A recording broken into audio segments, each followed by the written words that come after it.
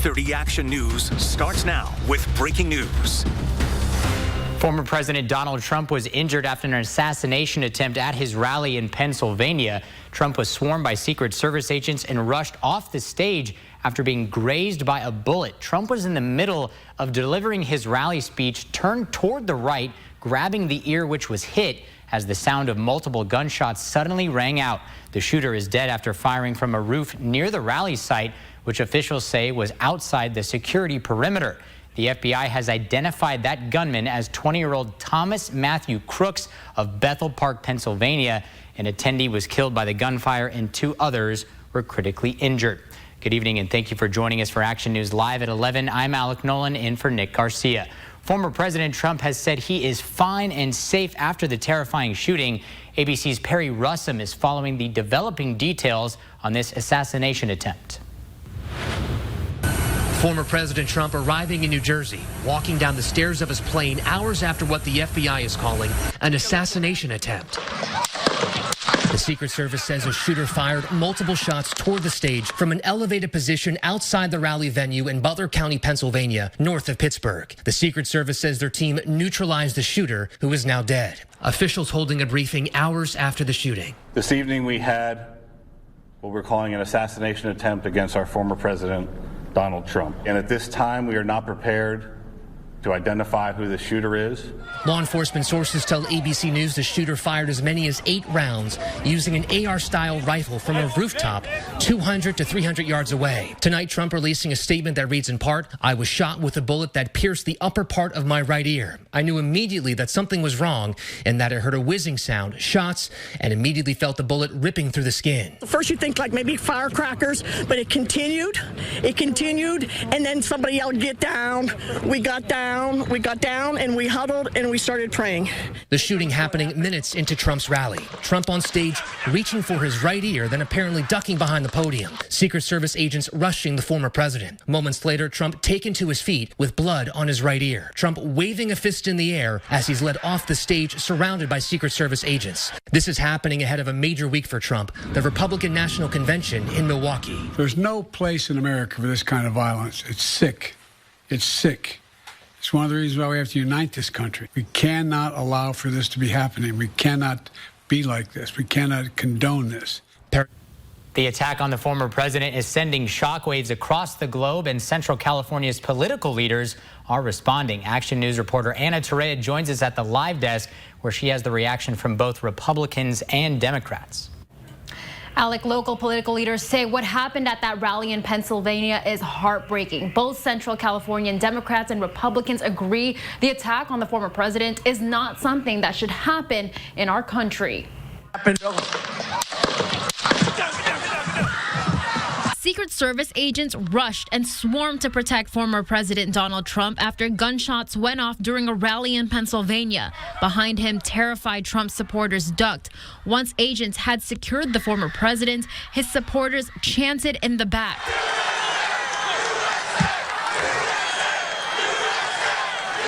Ken Shockley, a security expert, praised the Secret Service for their quick action. He said that their first concern in a situation like this is to get those they are protecting to a secure location, even putting themselves in harm's way. It's about keeping the former president out of danger. They weren't facing the audience to return fire. They turned their back to the audience to where the threat would be, and they surrounded him with their own bodies and then got him out as soon as possible. Local political leaders were shocked by Saturday's attempted assassination of the former president. They took to X to express their support for Trump, as well as condemn the violence. Former Speaker of the House Kevin McCarthy said in part, "Today was an attack on President Trump and our nation as a whole." Action News spoke with Congressman John Duarte. All political violence is harmful to our republic. And, nothing is as severe as a presidential assassination or an attempted presidential assassination, but it all has to be condemned. Former Fresno County Sheriff Margaret Mims met with Trump during his presidency. She says watching people get hurt at a rally and supporting their candidate is painful and a tragedy. And as a former elected leader, you feel a responsibility to be accessible to those who support you and vote for you. And so this is our country's system where we get to hear directly from those that we elect to represent us. She says that law enforcement's attention will now turn to answering the questions of why. What motivation this person might have left clues about behind that will give people a reason why this happened and why he took these actions. Fresno County Democrats also condemned Saturday's attack. It doesn't matter whether you are, which party you support. There should never be violence involved with this. Candidates should be able to express their beliefs. Congressman Jim Costa also put out a statement tonight regarding the attempted assassination on the former president, saying that political violence has no place in our country and that his thoughts and prayers are with Trump and the victims who were killed. From the live desk, Anna Torreya, ABC 30 Action News. Be sure to stay with Action News as we continue to follow this breaking story. For the latest updates, head to our website, ABC 30 Action News. Turning now to weather, the high heat is creating fire concerns for our higher elevations. Tiffany Olin has a first look at your forecast. Tiffany? Local lakes and rivers are popular places to cool down during the summer heat, but those waterways are not always the safest. So far this year, 9 people have drowned in Fresno County's natural waterways. Kyrie Schaefer of Kingsburg heard about the local tragedies and decided she wanted to find a way to help. She collected nearly 100 life vests with the help of the community, local organizations, and companies. Those life vests were then donated to the Fresno County Sheriff's Office and distributed today at Skaggs Bridge Park, Lost Lake, Avocado Lake, and Layton Kingston Park. We want to get people in the habit of putting on a life jacket every single time they get into a river or a lake. Get into that mindset just like when you're stepping in a vehicle and you click that safety belt. We need you to wear a life jacket every single time because it truly can make the difference of saving your life. The life jacket donations were gone quickly. The Fresno County Sheriff's Office hopes this inspires others to donate, for they can do another possible distribution this summer. Developing now, a father was rushed to the hospital after being stabbed by his son in southeast Fresno. Police responded to a family disturbance tonight on Whitney and Butler Avenues. Investigators say the son was upset and attacked his father with a broken dish. The father was stabbed multiple times and was rushed to the hospital. His current condition is not known at this time. This is an ongoing investigation. Another father is in the hospital after his son allegedly shot him in the back of the head in northeast Fresno. Fresno police responded around 11:30 last night to an apartment building on Shaw and Backer Avenues. Officials say a fight broke out between a father, mother, and their adult son. Investigators believe the son allegedly grabbed a gun and shot at the back of his father's head, grazing him. The father was rushed to the hospital where his condition is not known at this time. Authorities say the son was detained. It's unclear what led up to the disturbance. Also developing, police are investigating a deadly crash involving a motorcycle and a woman in east central Fresno. It happened in the area of Shields and Sierra Vista around 9 o'clock last night. Fresno police found a man around 30 years old with a broken arm near his motorcycle. While being treated, officials say the man believed he had hit a person in the road.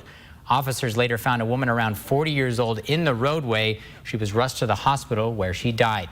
Her identity has not been released. Authorities are still investigating what led to that deadly collision. Now to an Action News update. We now know the identity of the man killed in a suspected DUI crash in Fresno County. The crash happened Wednesday night on Highway 180 and Peach Avenue. The Fresno County Sheriff's Office says 62-year-old John Jones was driving a Chevrolet Silverado east on the highway and exited at the off-ramp. That's when the truck drifted to the right and headed off the roadway, crashing into a sign, a chain-link fence, and a concrete wall. Jones was taken to Community Regional Medical Center where he died. The CHP says alcohol is a suspected factor in the crash. Now to a shooting investigation in Tulare County. One person was shot in Farmersville this morning. Police responded to Rose and Visalia Road around 5:12 in the morning. Right now, details are limited, but police say the person that was shot did survive. It's unclear what led up to the gunfire. The investigation is still ongoing. Now to the North Valley. A man is in jail after a burglary in Madera. This morning, police officers responded to a call at a business on Country Club Drive near Sherwood Way. Officers reviewed surveillance video and identified the suspect as 47-year-old Emilio Gutierrez. Investigators found Gutierrez with the reported stolen property and was arrested. He was booked into the Madera County Jail for burglary and a post-release community supervision violation. A long-awaited community project is now finished in Clovis. The lively celebration held for the new Village Green Space. And a legendary fitness guru who became a television regular in the 1980s has died, remembering Richard Simmons. Today, a ribbon-cutting celebration for Village Green in Clovis. It's a new 7-acre park in the Loma Vista area. The celebration invited residents to a day of music, family activities, giveaways, and a free barbecue in the park. Clovis city leaders say they wanted to create a new Southeast urban center that features a variety of housing and employment opportunities, as well as recreational activities and shops. This highly anticipated space has been years in the making. We always want to serve our community and provide unique opportunities, and this truly is one of those parks that is far different from any other park in Clovis. It's one of a kind. The new area offers spaces for food trucks, an amphitheater, open green space, walking trails, and more. Developers say they are hoping to install more playground equipment. One of the Valley's closed 99-cents only stores is selling off its remaining contents this weekend. The Fresno Auction Company hosted the auction today at the store on the corner of Bullard and First Avenues in Northwest Fresno. It comes after the discount chain announced it was closing all 371 locations across the country. Back in April, the auction sold fixtures like a safe, shopping carts, and shelving. Legendary fitness guru Richard Simmons has died. One day after his birthday, Simmons died at his home in Los Angeles. Simmons was best known for his uplifting spirit and dozens of exercise videos in the 1980s and 90s. The exercise icon kept teaching aerobics classes into his 60s.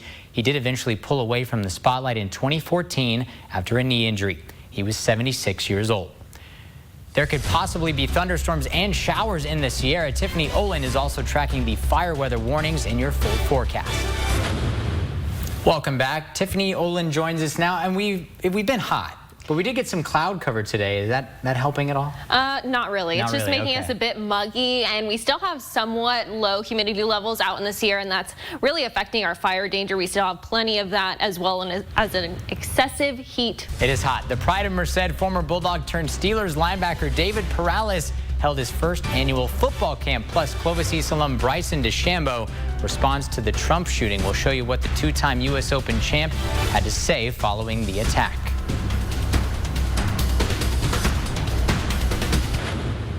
Another hot summer day gives us another football camp hosted by a former Bulldog. Steelers linebacker David Perales hosting his first ever camp at his alma mater, Merced High School, bringing out some former teammates to help along the way. The Merced native has had quite the journey to the NFL. The Steelers linebacker would go from Merced College to Sac State and would eventually become a standout at Fresno State. That path is now one he hopes to carve for others in his hometown. It's huge. You know, I remember being a little kid, I didn't really have camp like this. I never had a camp like this. I think it's just huge for me to use my platform to inspire little kids, and hopefully they become the next NFL player out of Merced, or even whatever they do. You know, I brought a lot of the Division I athletes out here too. I mean, they're going to school for free. I think it's a big part of kids realizing that if they do good in school, they could get scholarship and go to school for free. Perales brought in the big boys to help. Former Bulldog turned Denver linebacker Lavelle Bailey in attendance, and of course Perales' old Merced coach Rob Scheidt. Privileged to watch him grow up and become the man that he is. A lot of the stuff that you see out here, from the shirts to our sponsors to taco truck to Kona Ice, all were set up by David and his family. Hey man, it's such an honor to be out here and get back to these kids, man. They was out here, had great energy. The city of Merced, it's a blessing to be out here. How we're taught and how we're coached, you know, always taught to give back, you know, and take care of the community because they take care of us. He knows how much this place meant to him, and he wants to give back the same dreams that he had once as a kid to all the kids here in our community. Merced native and current Bulldog running back Elijah Gilliam also out there helping, and the end of the camp was just as good as the start. The pros going against the kids in a tug of war. Bailey, Perales, and Bridges brought down by the students, capped off by a water balloon fight. And with these hot temperatures, I think everybody won that game. Perales says next year's event will be even bigger and better.